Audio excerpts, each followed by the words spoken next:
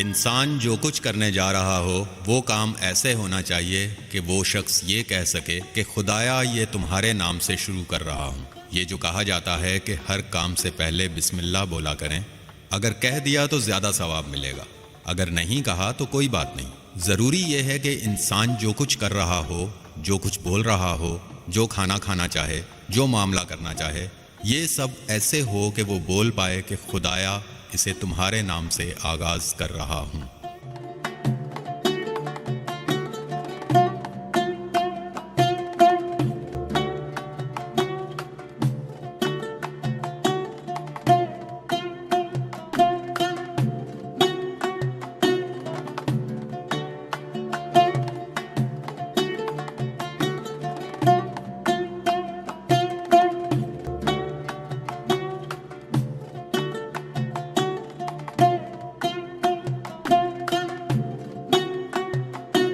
آپ کی خدمت میں عرض کرتا چلوں کہ میں کسی دن مرحوم آیت اللہ غروی کے پاس گیا۔ کہنے لگے میں خود نہیں جا سکتا بازار تاکہ تمہارے لیے ابا لے سکوں، یہ 100 تومان آپ کو دے رہا ہوں۔ مجھے پتا ہے آپ ضرورت مند ہیں، لیکن اپنی ضرورت پر مت لگانا، بلکہ ابا خرید کر پہن لینا اور مجھے دکھانا۔ 100 تومان؟ صرف 100 تومان؟ وہ ابا اب بھی میرے پاس ہے۔ 40 سال پہلے، کم و بیش 20-30 سال پہلے کی بات ہے۔ اس وقت عالم دین کی زندگی اچھی نہیں ہوتی تھی۔ نہیں یہاں پر ہے چراغ تلے اندھیرا۔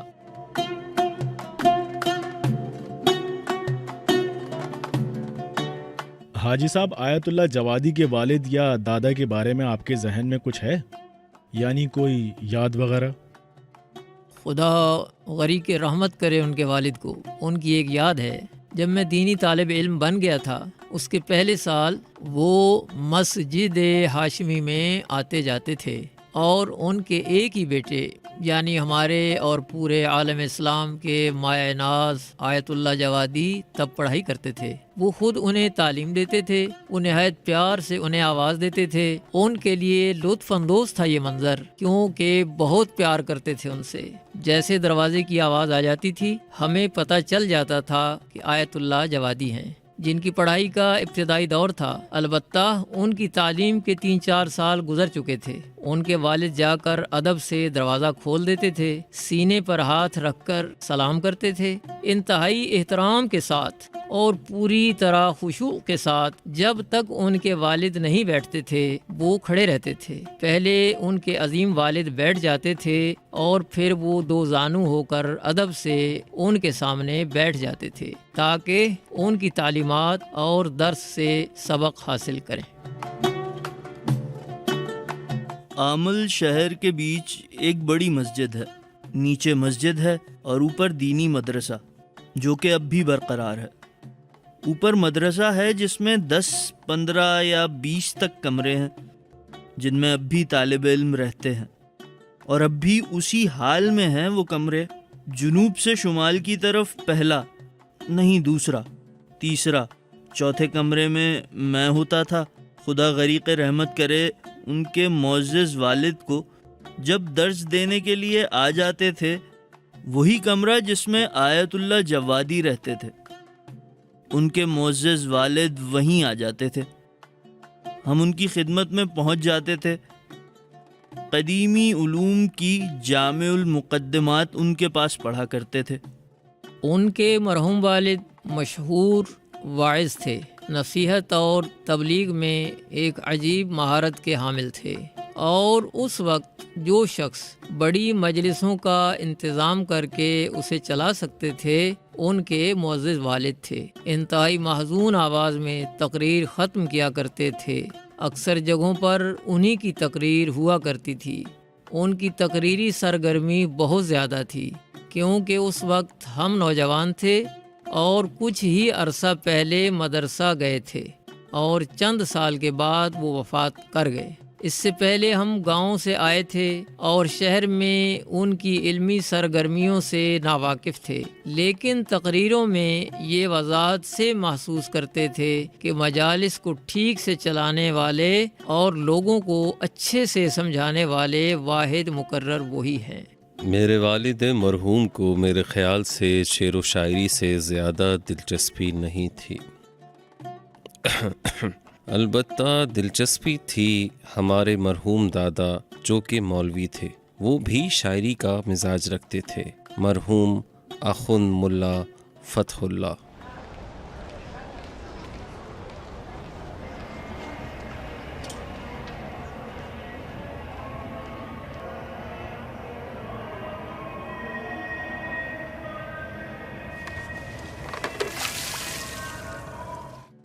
ہمارے پردادا مرحوم مرزا آغا جان تھے اور پھر مرزا محمد، یہاں تک کہ مرحوم ملا اسماعیل تک پہنچ جاتا ہے شجر نسب۔ ہمارے تقریباً 7ویں جد تھے جو کہ رسالہ عملیہ رکھتے تھے، مرجع تقلید تھے۔ ان کی خصوصیات میں سے ایک یہ تھی کہ جو تنخواہ اساتذہ کو ملتی تھی وہ استعمال نہیں کرتے تھے، کیونکہ ہماری مسجد جامع میں طالب علموں کو پیسے نہیں ملتے تھے۔ وہ جو تنخواہ لے لیتے تھے سب طالب علموں اور غریبوں میں تقسیم کرتے تھے، یہاں تک کہ ہر مہینے جب اپنے مال و دولت کا جائزہ لیتے تھے، حساب کتاب کے بعد جو کچھ بچ جاتا تھا اس سے شرعی واجبات دے دیتے تھے۔ یہ ان کے والد کے اسی تقوی کا اثر ہے کہ آیت اللہ جوادی اس اونچے مقام تک پہنچ گئے۔ کہتے تھے ہمارے سب اصل نسب عالم دین تھے، بہت کم ایسا ہوا ہے کہ مرحوم والد کی 2 تقریریں ایک جیسی ہوں۔ جدت اور انوکھے پن کے مالک تھے، نئے موضوعات مطرح کرتے تھے اور نہایت شجاع بھی تھے، اپنی بات کر دیتے تھے۔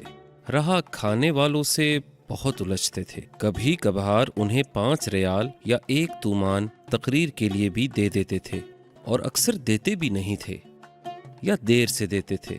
مرحوم والد کی ایک خصوصیت یہ تھی کہ جب پیسے نہیں ہوتے تھے کچھ نہیں خریدتے تھے۔ ان کی تصویر جی بالکل، بہت زیادہ تصویریں تھیں ہمارے پاس، لیکن جب یہ گھر بنا رہے تھے اوپر سے پانی پھینکا تھا، وہ نیچے اسٹور روم میں گیا اور میری سب کتابیں اور تصویریں خراب ہو گئیں اس سے۔ ہمارے اساتذہ ہر مہینے 20 تومان لیتے تھے اور استعمال کر دیتے تھے۔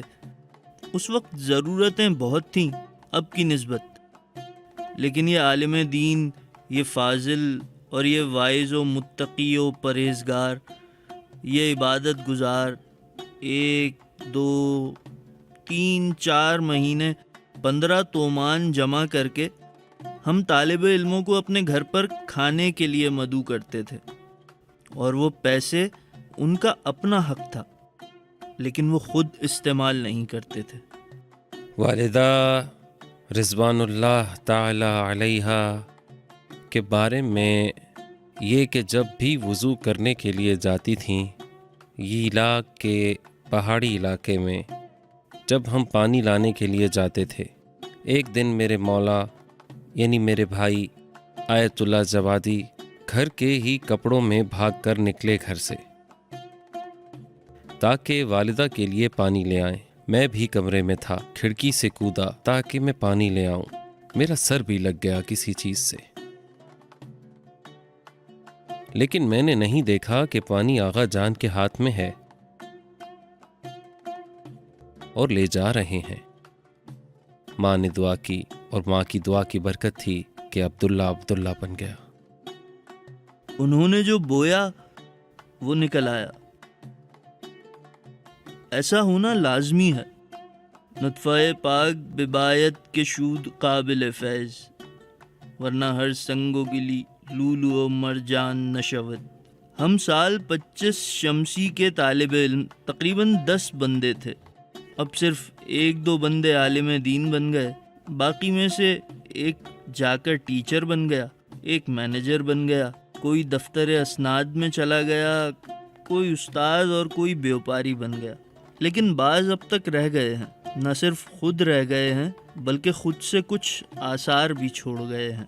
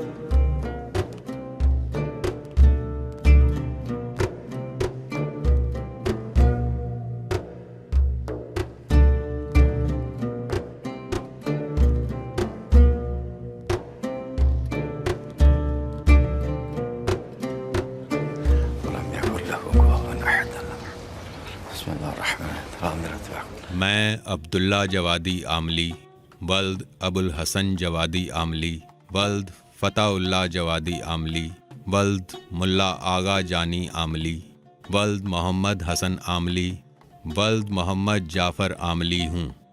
یہ شجرہ نامہ ملا عبدالرزاق لاہچی رضوان اللہ علیہ کی گوہر مراد نامی قدیم کلمی کتاب کی ابتدا میں لکھا گیا ہے۔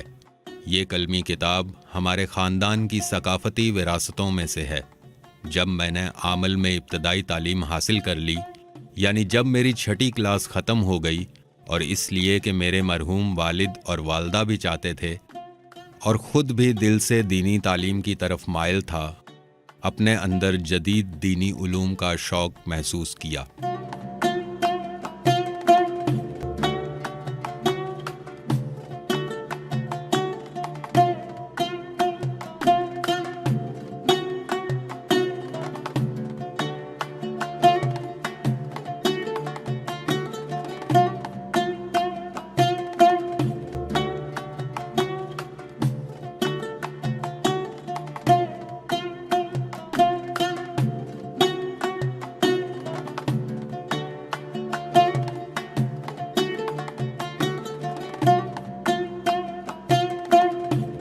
کیا یہ وہی کمرہ ہے جس میں آپ ہوا کرتے تھے؟ جی ہاں، میں اسی کمرے میں ہوتا تھا۔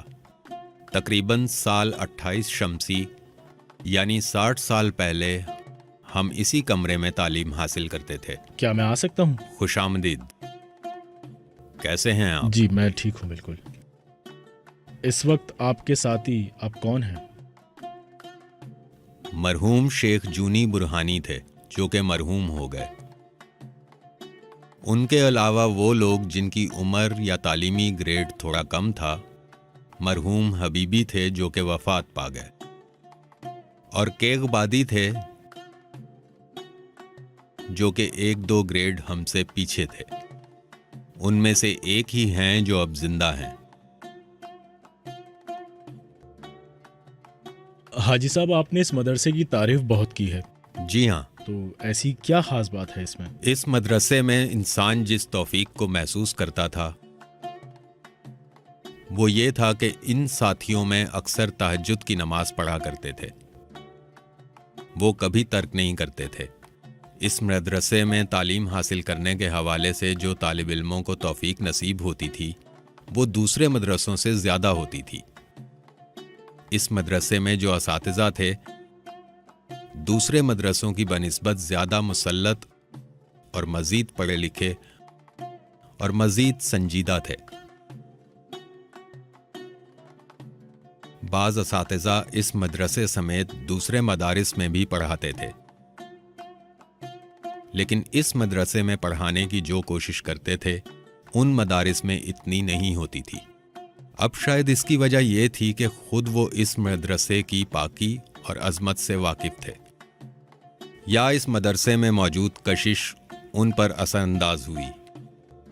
بہرحال اساتذہ جو عزت و احترام اس مدرسے کے طالب علموں کو دیتے تھے دوسرے مدرسوں سے کافی زیادہ تھی، اس لیے جو توفیقات انسان کو اس مدرسے سے ملتی تھیں دوسرے مدارس کی توفیقات سے زیادہ تھیں۔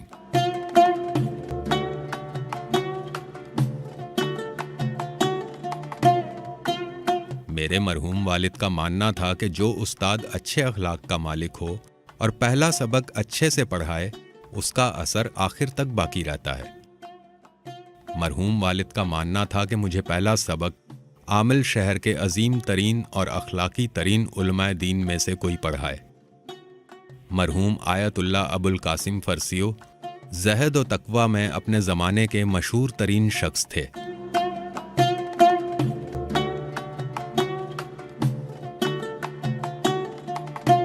جب آپ یہاں تھے تو کتنی عمر تھی تب آپ کی؟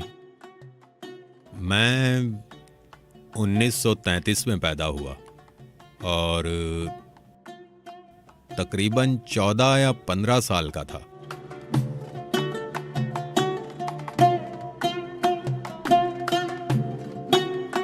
یا شاید تقریباً 16 سال کا۔ کیا آپ کے مرحوم والد بھی یہیں ہوتے تھے؟ جی ہاں، ان کا آنا جانا تھا، لیکن ان کی اکثر پڑھائی مدرسہ جامعہ میں ہوتی تھی، ہاشمی میں۔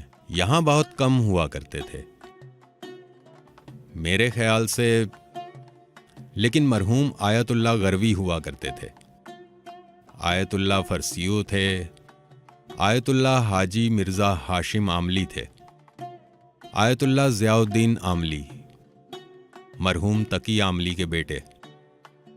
یہ بزرگوار یہاں آتے تھے۔ مرحوم آیت اللہ ضیاء عاملی دوسرے سے زیادہ اس مدرسے میں کوشش کرتے تھے اور اس وقت کے روٹین کی پڑھائی کے علاوہ چھٹی کے دنوں میں بھی تفسیر پڑھاتے تھے، علم الحدیث پڑھاتے تھے، شیخ صدوق المالی پڑھاتے تھے، یہاں سورہ مبارکہ ہود پڑھاتے تھے چھٹی کے دنوں میں۔ یہ اس بزرگوار کے تفسیری اور حدیثی کام تھے۔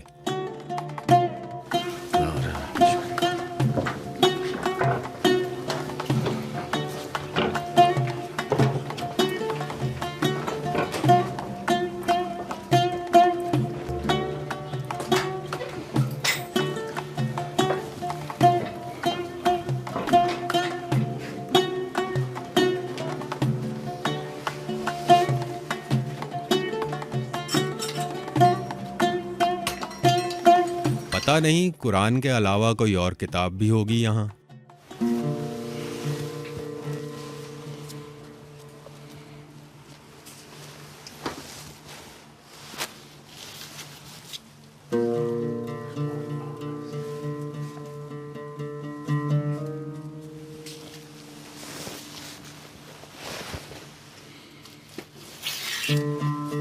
میرے بچپن میں سوویت اتحاد نے ایران پر حملہ کیا اور ایران کے شمال مغرب کو سوویت یونین نے اپنے قبضے میں لے لیا، اور یہ علاقے ان کے کمانڈوز کی نگرانی میں ہوتے تھے۔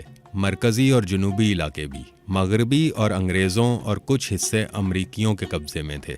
ان علاقوں کی سیکیورٹی اور مینجمنٹ انہی غاصبوں کے کمانڈروں کے ذریعے ہوتی تھی، کیونکہ مرکزی حکومت کا تختہ الٹ گیا تھا اور رضا شاہ بھاگ گیا تھا یا بھگایا گیا تھا، اور مرکزی حکومت سے افراد چلے گئے یا انہیں جلا وطن کر دیا گیا۔ وہ اس سوچ میں تھے کہ کون اس غلامی کی جگہ کو دوبارہ بھر دے۔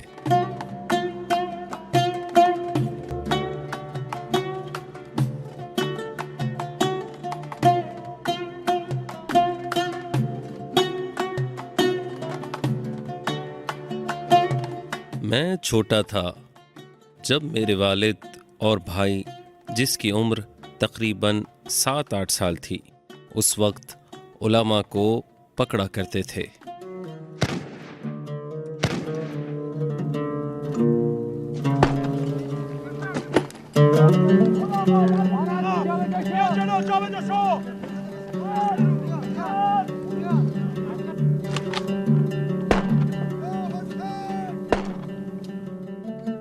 وہ اپنے منصوبوں کے لیے تقریریں کرتے تھے، سیاسی اغراض و مقاصد کے بروشر بانٹتے تھے۔ پورے ایران میں ایسا ہوتا تھا۔ اکثر علاقوں میں فوجی رکھے ہوئے تھے اور خواتین کو باہر نکلنے کی اجازت نہیں تھی۔ کبھی تو ایک مہینے تک میری والدہ گھر سے بھی نہیں نکلتی تھیں کیونکہ سر سے چادر اتار دیتے تھے۔ ایک بندہ تھا، آفیسر کلانتر کے نام سے، خدا ان پر رحمت کرے، ہمارے رشتہ دار تھے۔ وہ آ کر راستے میں کھڑے ہو جاتے تھے اور دوسرے فوجیوں کو بھیج دیتے تھے اور یہ بولتے تھے کہ میں یہاں کھڑا ہوں۔ تب میری والدہ مرحومہ رضوان اللہ تعالی علیہا چادر پہن کر نکلتی تھیں اور مجھے نانی کے گھر لے کر جاتی تھیں جو اس محلے میں تھا۔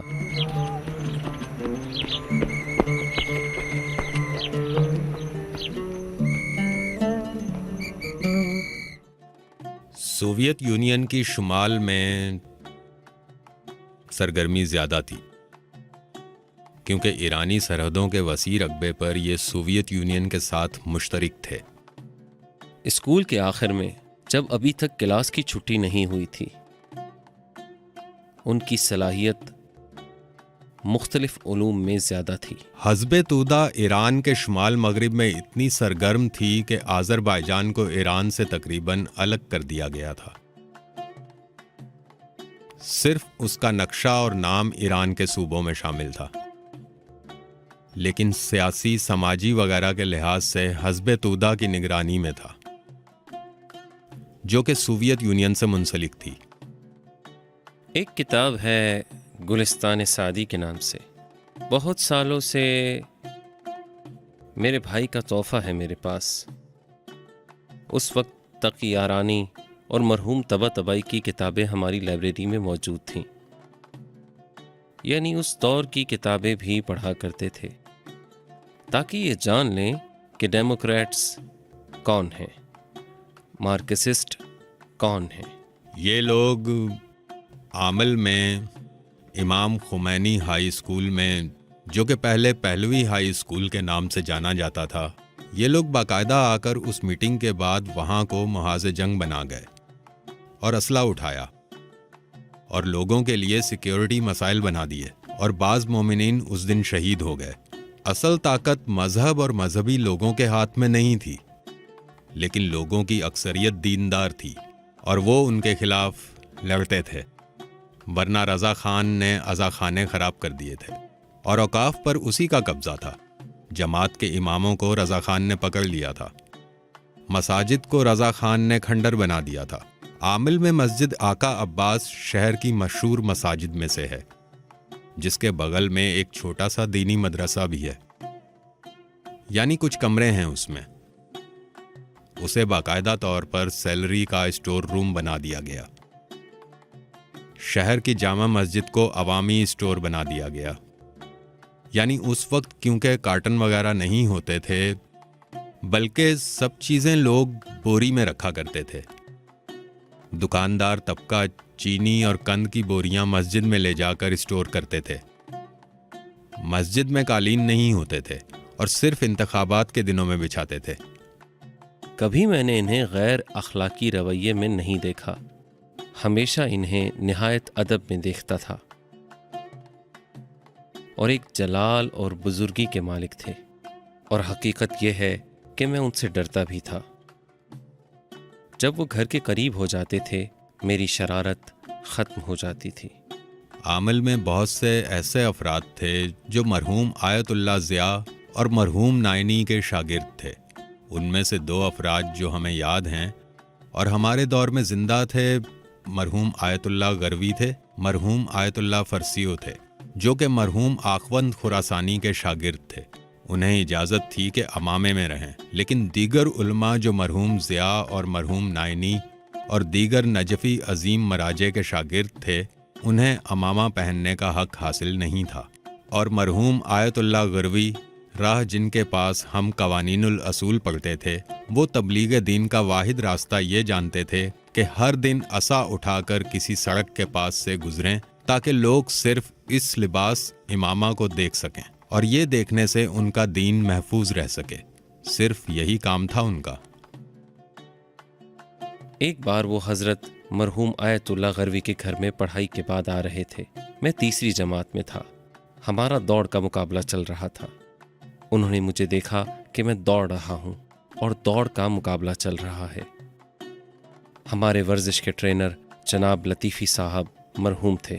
میں جب گھر پہنچا تو انہوں نے کہا، اسماعیل براو شاہ ہماری زبان میں، یعنی یہاں آؤ۔ تم جتنا بھی ڈرو گے کتے سے تیز تو نہیں دوڑ سکتے نا؟ میں نے کہا نہیں۔ کہنے لگے تو بیٹھ کر اپنی پڑھائی کرو۔ میں نے کہا سر آنکھوں پر۔ ان دنوں دینی مدرسے جانے کا کوئی راستہ نہیں تھا، مگر یہ خدا عنایت کرتا تھا۔ اگرچہ ہمیشہ خدا کی ہی عنایت ہوتی ہے، لیکن کبھی ظاہر ہوتی ہے، کبھی خفیہ۔ دینی علوم کے حوالے سے ہمارے اندر ایک خاص کشش پیدا ہو گئی۔ ہمارے مرحوم والد اس کے باوجود کہ پہلے سے ہی خبیث پہلوی کی حکومت سے بہت دباؤ میں تھے، لیکن پھر بھی اپنی روحانیت باقی رکھی۔ ان کی آرزو تھی کہ میں دینی طالب علم بنوں۔ میری مرحوم والدہ رضوان اللہ تعالی علیہما دونوں کی یہ کوشش تھی کہ ہم دینی طالب علم بنیں، اور خود ہم میں یہ شوق موجود تھا۔ اس لیے اس عمل کو خدا کی عنایت کے علاوہ کسی دوسری چیز کی جانب نہیں پلٹایا جا سکتا، کیونکہ سہولیاتی وسائل نہیں تھے۔ تب کوئی روشن مستقبل نظر آنا مشکل تھا۔ اچھا، ہمارے بھائی نے جب شادی کر لی، ایک دن کوہستان میں کہنے لگے کہ میں فیملی سمیٹ کر کم جانا چاہتا ہوں۔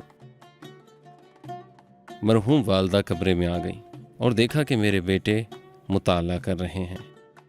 آ کر کتاب بند کر کے کہنے لگیں، بس کافی ہے، تم مجتہد بن گئے، اتنا کیا پڑھتے رہتے ہو؟ کہنے لگے، ٹھیک ہے امی جان۔ کہتی تھی، اگر فیملی کے ساتھ گم جاؤ گے تو انہی کے ساتھ جکڑے رہو گے، تمہاری فیملی ادھر ہی رہے، تم جا کر کم تعلیم حاصل کرو۔ کہنے لگے، سر آنکھوں پر امی جان۔ ماں باپ کی ایسی فرما برداری کرتے تھے میرے بھائی کہ بس انتہا تھی۔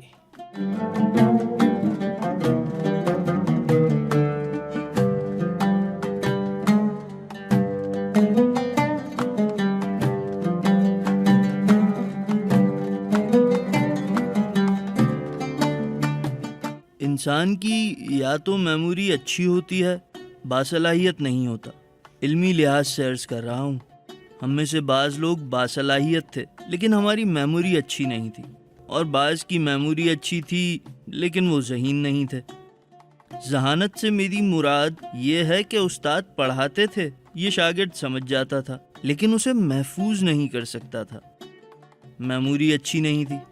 بعض شاگرد دیر سے سمجھتے تھے لیکن محفوظ کر لیتے تھے۔ ان کی میموری اچھی تھی، بہت اچھی تھی۔ لیکن یہ بزرگوار آیت اللہ جوادی عاملی، ان کی میموری بھی اچھی ہے اور باصلاحیت اور ذہین بھی ہیں۔ کہتے ہیں کوئی شخص کسی کا عاشق تھا اور اس کی جدائی میں غمگین تھا۔ رات کو کہیں جا رہا تھا۔ رات کے چوکیدار نے اس کا پیچھا کیا اور اس سے پوچھنے لگے کہ یہاں اس وقت کیا کر رہے ہو، اور ایک مجرم کی طرح اس کا پیچھا کیا۔ وہ بھاگ کر کسی باغ میں چلا گیا تاکہ رات کے ان چوکیداروں سے بچ سکے۔ جیسے ہی باغ کے اندر جاتا ہے، دیکھ لیتا ہے کہ اس کا معشوق بھی اسی باغ میں ہے۔